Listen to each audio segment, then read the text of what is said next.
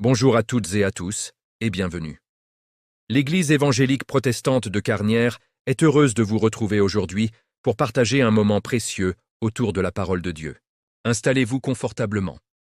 Que cette prédication puisse vous éclairer, vous fortifier et vous inspirer dans votre marche quotidienne avec le Seigneur. Voilà, bonjour à tous. Je vous donne pas le vertige, ça va avec ma hauteur, vous avez l'habitude, si Luc parle encore de temps en temps, vous avez l'habitude aussi. Hein. Voilà, merci de l'accueil, on est content d'être là, de voir des têtes connues, revoir des têtes connues et puis d'autres pas encore connues, et voilà, de se sentir en famille ici. J'ai été vraiment touché de l'attachement à la parole, de partage autour de l'Apocalypse aujourd'hui. C'est important vraiment d'être nourri dans la parole. Alors justement, avant de vous parler du ministère en tant que tel, on va vous présenter un petit peu ce qu'on fait. Natacha viendra aussi.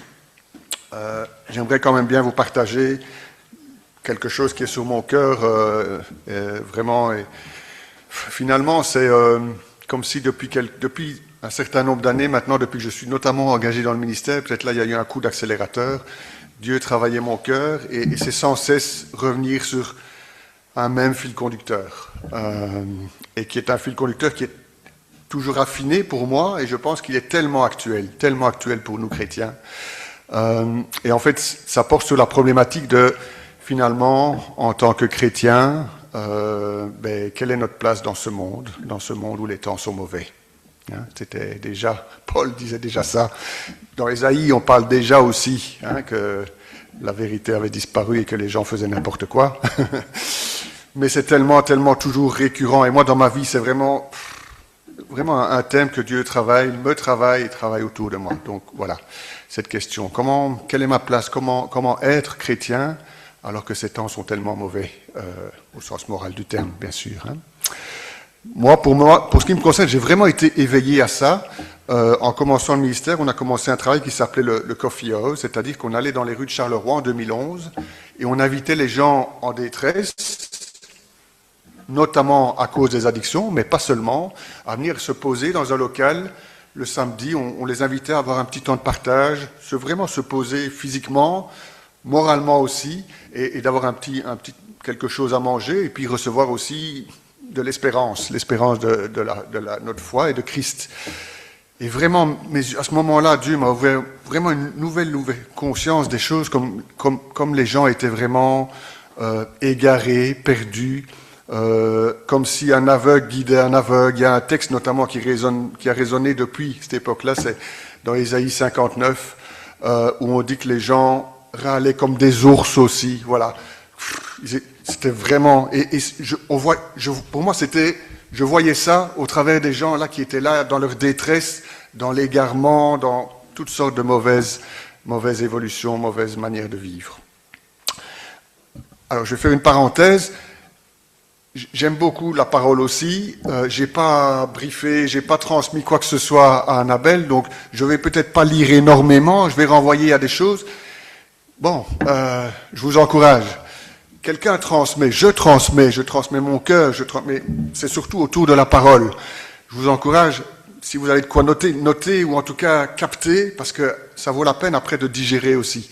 Et on est là le dimanche, on reçoit, c'est bien, et c'est la parole, c'est bon, mais la parole, elle est vivante. Et si on peut régulièrement s'y plonger, alors ce Dieu, il est encore plus vivant. Hein, il parle et il nous accompagne au jour le jour. Voilà, c'était juste une petite parole. Si vous voulez, je pourrais transmettre quelques références, parce que je risque de passer d'un truc à l'autre. Je vais essayer d'être le plus clair possible. Mais voilà, si ça vous intéresse, par après, je pourrais vous transmettre les quelques références pour plancher un petit peu plus sur ce que je dis. Je ne suis pas Dieu, mais la parole, c'est la parole de Dieu. Hein, donc ça vaut la peine d'y plonger après. Et donc voilà, Ésaïe 59, un autre passage, ça c'est l'Ancien Testament. Dans le Nouveau Testament, vous connaissez peut-être Romains, le premier chapitre, verset 18, on dit aussi là que les gens ont travesti la vérité, il n'y a plus de vérité, ils sont dans le mensonge, et qui sont, alors en conséquence, Dieu les laisse livrer à leur propre passion avilissante. Quand on est dans le travail dans lequel Dieu nous a mis, j'ai vu ça de plein fouet. Alors, voilà, c'était en 2011, ça fait quand même déjà 15 ans. Je pense qu'aujourd'hui, allez, il n'y a pas photo.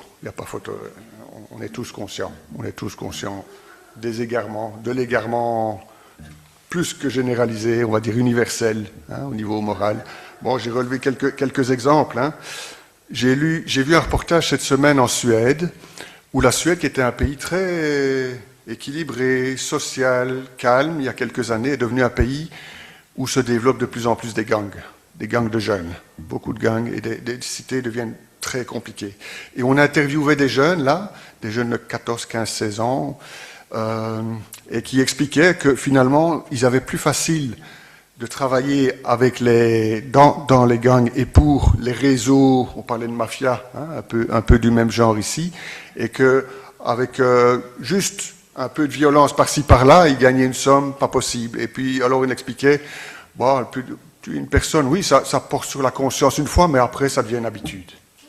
15, 16 ans, 17 ans en Suède. Bon, voilà, un exemple. Un autre, la question du genre, voilà.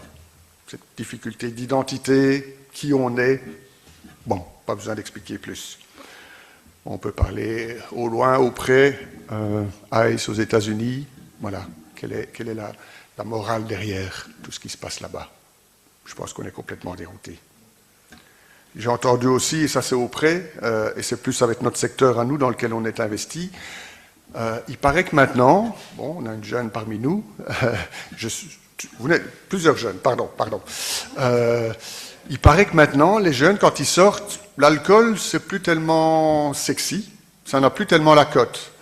Et quand on veut se donner du fun en soirée, à l'UNIF, des choses comme ça, on se passe quoi? Drogue, mais plus spécialement encore maintenant? Maintenant, c'est des médicaments. On traficote les médicaments, les anxiolytiques, etc. On se prend quelques... Voilà.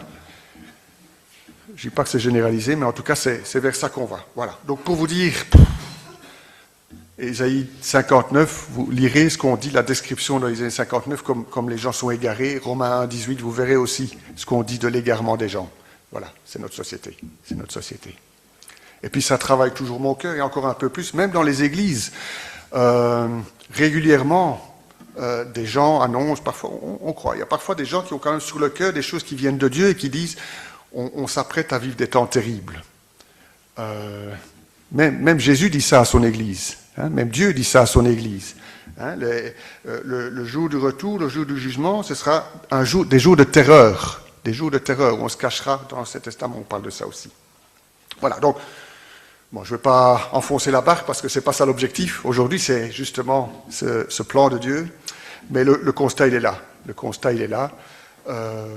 C'est pas neuf. On est dans une société qui va mal. Les jours sont mauvais. On vient de souhaiter la nouvelle année. C'est vrai, on souhaite le meilleur, mais on sait qu'on n'aura pas que le meilleur, malheureusement. Et alors, en tant que chrétien, quelle est ma place? Qu'est-ce que je vais faire? Mais je suis heureux vraiment d'avoir eu un culte tout à fait... Je trouve, c'est rare d'avoir un culte comme on l'a eu ici, où on a tellement, pendant tout le culte, mis l'emphase sur le plan de Dieu, le plan glorieux de Dieu, le plan du salut. Parce que, autant le constat, on pourrait dire, il est humainement implacable de la société dans laquelle on est, les jours sont mauvais, mais je crois que le plan de Dieu, on ne peut pas dire implacable au niveau du constat, parce que Dieu, il a la victoire. Le plan de Dieu, il est glorieux, il est parfait, il est complet. Et donc peut-être revenir un petit peu sur justement ce plan-là, parce que ça démarre par là quand même. On est dans un plan de Dieu incroyable. On l'a rappelé, on l'a beaucoup expliqué ici ce matin encore. La première chose du plan, et vous lirez si vous voulez plus loin dans Ésaïe 59 toujours, à un moment donné, dans cette circonstance-là, Dieu se lève. Et on dit, il se revêt d'une ardente compassion. Il y a plusieurs versions qui expriment ça, mais vraiment il se charge d'un zèle de compassion. Incroyable. Ben oui, on l'a vu. Il a quitté les cieux, le lion de Juda, l'Éternel, il a traversé les cieux pour venir en la personne de Jésus, un enfant, et accomplir voilà, le plan glorieux, la puissance de la résurrection. Donc tout d'abord, voilà, Dieu se lève. Dieu se lève. Ça, c'est le plan glorieux. Et Dieu va encore se lever. Quand Jésus va revenir, c'est aussi Dieu qui va se lever encore. Et ça, c'est incroyable. C'est l'Éternel qui se lève. C'est le point de départ du plan glorieux.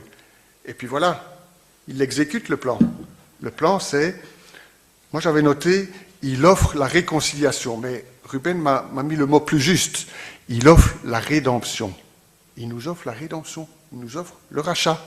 À nous, qui voulons croire. Et au lieu d'être rebelles, comme les Romains à l'époque auxquels Paul s'adresse, comme le peuple juif au temps d'Ésaïe, il propose une nouvelle alliance, un rachat complet. Tout ce qu'on a fait de travers, j'ai des grands bras, tout ce qu'on a fait de travers, voilà, Dieu nous offre le rachat. Au lieu d'être rebelles et de faire une vie folle de toutes sortes, dans ce monde-là, on peut revenir et être réconcilié avec le plan original du Père. Voilà, ça c'est quand on l'accepte. Dieu se lève, il offre la rédemption, il offre la réconciliation. Qu'est-ce que j'en fais? Ça c'est le choix. Quand on l'expérimente, on sait que c'est bon et on veut continuer de le faire. Si ce n'est pas encore fait, je vous encourage à vous positionner, à recevoir cette rédemption, à choisir cette rédemption. Mais le plan de Dieu, il ne s'arrête pas là. Et on va arriver tout petit doucement vers quelque part quelle est la réponse. Qu'est-ce que je peux être comme chrétien dans cette société-là où le mal règne, malheureusement. Plus tard, il y a un temps où Jésus va prier pour ses disciples. Donc Jésus, avant de partir, en Jean 17, donc il explique, Jésus remet tout le plan à ses disciples, ses proches amis, il dit vraiment les choses essentielles, les choses vitales du plan de Dieu. Et à un moment donné, il prie, et dans sa prière, il prie pour ses disciples, et il demande dans sa prière, Père, consacre-les, mets-les à part. Oui, mets-les à part, consacrer, c'est vraiment, on est choisi et on est mis à part pour quelque chose. Et on est mis à part pourquoi? Dans cette prière-là, Jésus dit, comme moi j'ai été envoyé, consacre-les, mets-les à part aussi pour qu'eux aussi, ils soient envoyés. Ils, c'était les disciples, bien sûr, et puis ça se perpétue dans le temps. On est là parce que les disciples ont continué, ils ont été envoyés, certains ont reçu, et ça continue, et c'est pour nous aussi aujourd'hui. Donc le plan de Dieu se lève, il offre la rédemption, le salut incroyable, l'espérance céleste incroyable qui nous fait vivre, mais en même temps, on est mis à part et on est envoyé. On est envoyé pourquoi? Juste l'une ou l'autre référence. Toujours dans Ésaïe, le fil conducteur continue, Ésaïe 60, Dieu, l'Éternel, dit à son peuple, « Lève-toi et resplendis ». Et puis on voit toute la suite. Dans les premières épîtres aussi, Paul rappelle aussi aux chrétiens d'Éphèse, « Réveille-toi, toi qui dors ». Et on parle de la lumière, d'être la lumière de Dieu. Cette idée aussi de se lever et de resplendir. On est les enfants de la lumière, quand on a accepté la lumière dans nos vies. C'est pourquoi faire, pas pour la mettre sous l'éteignoir, hein, sous le boisseau. Et tout ça, je vous dis, ça se clarifie, ça s'affine toujours plus dans ma vie. Et après, ok. Alors, je vais en choisir un des aspects ici, de cette dimension-là, parce que c'est celle vraiment qui me travaille. Et encore récemment, j'ai pris un petit temps de réflexion, un peu de mise à l'écart, et boum, Dieu revient encore de manière plus concrète. Comment dans ce monde-là, se lever et resplendir? Comment? Quand on voit. Et voilà, on va parler un peu des addictions. C'est pas humain. Même les professionnels. Voilà, mais dans plein de domaines, dans tellement de domaines. La solitude, dans tellement de domaines, les maladies. Et de nouveau, des textes que Dieu me met en évidence à ce moment-là, c'est un passage dans Amos. Amos, c'est le peuple de nouveau fait n'importe quoi. Au lieu de choisir Dieu, au lieu de revenir à Dieu, ils vont chercher leur propre solution. Et à un moment donné, Dieu dit au peuple, dans ces circonstances-là, de revenir à lui et de... Le verset, je vais le prendre explicitement, comme ça vous verrez. Amos, chapitre 5, versets 14 et 15. Comme ça, je lis explicitement le texte. C'est pas un texte, c'est un petit prophète, donc déjà le trouver dans la Bible, c'est déjà... il faut déjà chercher un petit peu plus. Donc c'est 7 chapitres, c'est pas grand-chose. Mais voilà, pour vous dire comment j'en arrive à concrètement voir comment je peux être chrétien dans la société telle qu'elle est, comment on peut être chrétien. Amos chapitre 5, versets 14-15. efforcez-vous. Bon voilà, le verset d'avant termine, car ce temps est mauvais. Le temps de l'époque aussi. On reste dans des temps mauvais, tant que Dieu n'est pas revenu. 14, efforcez-vous, vous l'avez là? Voilà. Recherchez le bien et non le mal, afin que vous viviez, et ainsi, alors l'Éternel sera avec vous comme vous le dites. C'est surtout le début qui compte. Recherchez le bien. Et la conséquence, c'est quoi?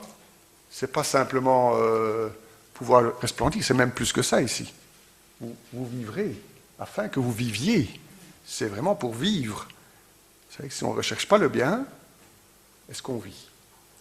Est-ce qu'on vit? Qu'est-ce qu'on vit? Et c'est intéressant, moi j'aime beaucoup me plonger dans une version qui est pas très française, mais qui reprend, qui colle le mieux possible au texte d'origine. Et c'est la version Chouraki. C'est une Bible qui colle le plus au mot hébreu ou d'origine, et la traduction n'est pas toujours, mais ça traduit quand même une idée, à mon avis, encore plus complète pour moi. Dans cette version-là, ce verset-là, il est traduit, au lieu de rechercher le bien et non le mal, c'est coller au bien. Coller, c'est vraiment coller, voilà. Bon, il n'y a pas de photo. Hein, vous avez déjà vu coller quelque chose, le décoller, c'est difficile. Donc, c'est vraiment être tout près. Vraiment être tout près, tout près. Dans la version Semeur, je pense qu'on dit « Attachez-vous au bien de toutes vos forces. » De toutes vos forces. C'est plus loin que ça. Hein. Voilà. Ça, je pense que c'est la clé. C'est la clé pour après. Comment je peux être chrétien dans la société? Coller au bien. Et quand, cette année-ci, quand on a partagé des vœux, j'avais cette idée-là, oui, les vœux, on souhaite le meilleur, bien sûr, mais il n'y aura pas que du meilleur, on le sait bien. Mais l'année sera bonne, d'autant plus qu'on sera proche, qu'on sera connaissant de Dieu, qu'on sera avec Dieu. Alors là, et on est bien placé pour le savoir pour l'année passée, alors on passera l'année et elle sera quand même bonne. On sera vivant. On sera vivant. Il faut coller à Dieu. J'ai vu cette semaine une petite vidéo sur YouTube, parce que c'était pas YouTube, c'est Facebook. Voilà, parfois il y a quand même des choses, je ne suis pas trop, mais quand même il y a des choses parfois intéressantes. Et la vidéo, c'était un coach de football, on le voit, au milieu de ces gamins, des gamins de 10 ans, quelque chose comme ça, et il est en train de les coacher. Mais ça, franchement, je trouve que c'était un bon coach, parce que voilà ce qu'il faisait. Les gamins étaient un petit peu déroutés, c'était la mi-temps, et il parle du fait que il questionnait les enfants pourquoi ils étaient déroutés, pourquoi ça n'allait pas. Et en fait, le problème, c'est que il y avait les autres gamins en face, et le public avait été agressif en parole, et lançait des insultes. Et résultat, les gamins, ils perdaient leurs moyens. Et il faisait comprendre aux enfants, notamment, voilà, toi, on a dit que tu étais un gros mollasson, choses comme ça, etc. Et alors, il les fait réfléchir, il leur dit, mais quand on vous dit ça, où est le problème? Qui a le problème? Qui a le problème? Quand on dit ça à quelqu'un. Si je te dis, Luc, je vais te dire une insulte, je ne vais pas le faire. Si je te dis une insulte, qui a le problème? Moi. C'est moi qui ai le problème. C'est moi qui ai le mal. Hein? Et alors il dit aux gamins, vous inquiétez pas de ça, c'est pas vous qui avez le problème, c'est l'autre. Donc restez concentrés sur l'essentiel. Et là, en l'occurrence, c'était jouer au football. Bon, faites votre match, faites votre boulot, et voilà, restez sur l'essentiel. Pour moi, c'est tout à fait ça. Pour moi, c'est tout à fait ça. Le mal, la société, les insultes qu'on nous lance, ou qu'elle lance, on subit toutes sortes de choses dures, mal. Où est le problème? Il n'est pas chez moi, le chrétien, moi qui suis droit avec Dieu. Si je colle au bien, je colle à l'évangile, je colle à Dieu, je colle à la connaissance de Dieu. Si je colle, j'ai pas de problème. Donc, moi, mon job, reste focus sur l'essentiel, reste focus sur Dieu, reste focus sur la parole, reste dans la prière, reste dans la communion, vous avez des réunions. Focus, et puis le mal après, et ça c'est intéressant, et je vais terminer par là. Donc on surmontera le mal parce qu'on sera attaché à Dieu. Plus on sera attaché à Dieu, plus on va pouvoir surmonter le mal. Et ça c'est bien, ça c'est les belles idées, c'est bien. On a des clés spirituelles, se rassembler, la parole, etc. Et puis concrètement dans ma vie, et quoi? Quand quelqu'un vient m'agresser, bon, Si on est nourri de Dieu, ça va. Mais en plus, j'aime beaucoup, moi, quand on parle de l'évangile, de la vie chrétienne, de la parole, d'être concret aussi. Mais Jésus et Dieu, il est concret aussi dans sa parole. Il nous donne des clés très concrètes. Et ici, on peut basculer, et je ne sais pas si... Voilà, le temps est quand même vite passé, donc je ne vais pas le lire, je vais vous laisser une petite recherche personnelle complémentaire, où il y a un chapitre vraiment très intéressant sur la vie quotidienne du chrétien, la vie pratique du chrétien. C'est dans une épître ou quelque part qui est très connue, parce que c'est au niveau de la doctrine, c'est vraiment le cœur de la doctrine qui est vraiment bien expliqué par Paul dans le livre aux Romains, l'épître aux Romains. Il explique justement, on est parti de là, en disant le monde va de travers, et puis il remet les choses d'aplomb sur le projet de Dieu de nouveau, pour Israël, au-delà d'Israël, et puis après, il arrive dans les choses pratiques. Souvent, c'est comme ça. Dans toutes les épîtres, il y a l'aspect doctrine et puis des choses très pratiques. Et il y a un chapitre vraiment que moi j'aime beaucoup, c'est le chapitre 12, qui est la vie du chrétien. Donc il vient après le chapitre 11 qui se termine, tout vient de lui, tout subsiste par lui, on parle de Dieu, par lui et pour lui, à lui soit la gloire à jamais, amen. Donc comme tout vient de Dieu, le chapitre nous dit, eh bien voilà, puisque c'est comme ça, vous, offrez vos corps en sacrifice, ne vous conformez pas au monde présent, et puis derrière ça, tout des choses pratiques. Très pratique. Et voilà, je voulais juste avec ça pour dire concrètement, quand je colle à Dieu, comment il m'amène à faire du bien, vous pourrez lire à partir du verset 9, spécialement. Donc chapitre 12, Romains chapitre 12, verset 9. Il parle de l'amour, parce que c'est ça aussi, Jésus c'est l'amour. Quand on colle à l'amour, on est amené à être amour aussi. Chapitre 9, l'amour ne sait pas mentir, ayez donc le mal en horreur. Donc on dit, attaché au bien, et à l'inverse, haïr le mal. Est-ce que j'ai le mal en horreur? Pour certains aspects, oui, mais peut-être pas pour tout. Attachez-vous de toutes vos forces, c'est ici. C'est dans ce passage-ci qu'on disait, attachez-vous de toutes vos forces au bien, et puis après, notamment en ce qui concerne toute une énumération de choses concrètes. La première, l'amour fraternel entre vous. Soyez pleins d'affection les uns pour les autres. Bon. Voilà, et ça continue. Et jusqu'au bout du chapitre, voilà, des choses pour faire le bien et puis pour lutter contre le mal aussi, dans une deuxième partie. Et la conclusion, c'est ne te laisse jamais dominer par le mal, au contraire, sois vainqueur du mal par le bien. Donc c'est le fil conducteur, et tout au milieu, vous avez toute une série de points très concrets. Comment être chrétien, comment, en collant au bien, être cette lumière, resplendir dans ce monde qui va si mal que ça. Moi, je ne vous cache pas, dans ma Bible, j'ai mis, à côté de ce chapitre-là, déjà depuis un certain temps, puisque je vous dis que Dieu n'arrête pas d'affiner les choses, mes objectifs de transformation. La théorie, c'est bien, mais après en concret. Et donc derrière ça, voilà, dans tel domaine, qu'est-ce que je peux dire, qu'est-ce que je peux, moi, Frédéric, je me connais, qu'est-ce que je peux ajouter, qu'est-ce que je peux faire, qu'est-ce que je peux me donner de concret? Je ne vous dis pas la liste, et ce n'est pas à jour, je ne suis pas encore arrivé. Mais c'est peut-être une réflexion que je vous laisse. Derrière les points qui sont là, que chacun s'examine, et puis en collant à Dieu, dans la prière, dans l'échange peut-être, avec des personnes avisées, voilà, quels sont mes objectifs de transformation pour, alors, devenir vainqueur du mal par le bien. Comme Dieu, c'est le projet de Dieu, qu'on soit vainqueur du mal par le bien.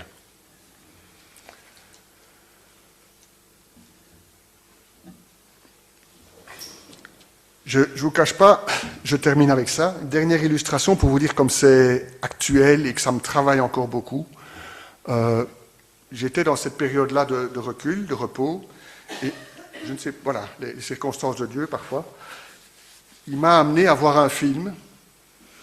Un film, je ne sais pas si vous connaissez, c'est Une vie, avec Anthony Hopkins. Ça vous dit quelque chose? Non. C'est l'histoire de Nicolas Winton.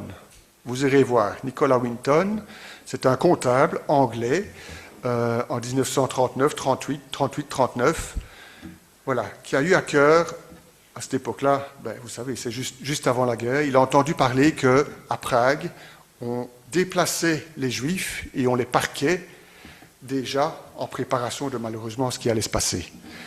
Et le film raconte comment cet homme-là a mis son job de côté, un jeune anglais qui connaissait rien à l'époque ailleurs de l'Angleterre, est allé dans cet endroit vraiment où je pense, on peut dire, comme dans Romains 1, comme dans Ésaïe, la vérité avait disparu, le mensonge avait enveloppé et les choses dramatiques, terribles se préparaient.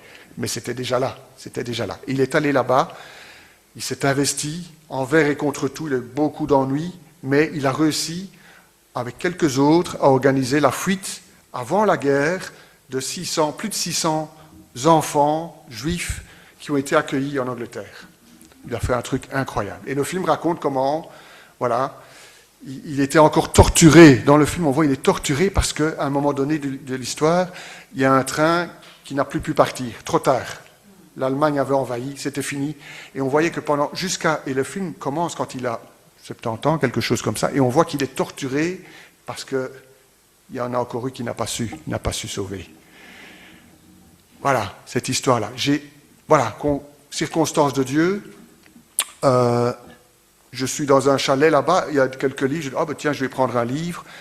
Exodus, ça vous dit quelque chose? Les plus anciens connaissent probablement. Ça n'a rien à voir avec Moïse. Hein. C'est l'histoire aussi des Juifs, cette fois-ci après la guerre. Comment les Juifs, après la guerre, ont été aussi parqués, pas dans des bonnes conditions, parce qu'on n'en voulait plus nulle part, eux voulaient retourner en Palestine. Très compliqué. Mais surtout, là aussi, dans ce livre-là, on voit à un moment donné l'histoire d'une enfant juive, qui a été, avant la guerre, c'était à Cologne, elle a été sauvée par une famille danoise qui l'ont accueillie, arrachée à ses parents, mais c'est les parents qui l'ont fait volontairement pour la préserver. Et comment ils ont fait du bien à cette personne-là et comment après le parcours de cette fille-là évolue. Voilà, deux histoires qui me travaillent. Et nous, et moi, en tant que chrétien, aujourd'hui, on ne sait pas ce qui peut arriver, hein, on entend tout ce qu'on entend. Hein. Comment je vais être attaché au bien et être ce chrétien et que le bien au travers de ma vie surpasse le mal, avec tout ce mal qu'on voit, de toutes sortes de façons. Voilà, on a les clés. Collons au bien, cherchons le bien, attachons-nous fermement au bien et ayons le mal en horreur. Amen, que Dieu nous vienne en aide. Merci. Merci d'avoir partagé ce moment avec nous. Que ce message vous accompagne et vous fortifie dans votre marche avec Dieu. N'hésitez pas à vous abonner pour recevoir les prochaines prédications et à partager autour de vous. Que Dieu vous bénisse richement. À très bientôt.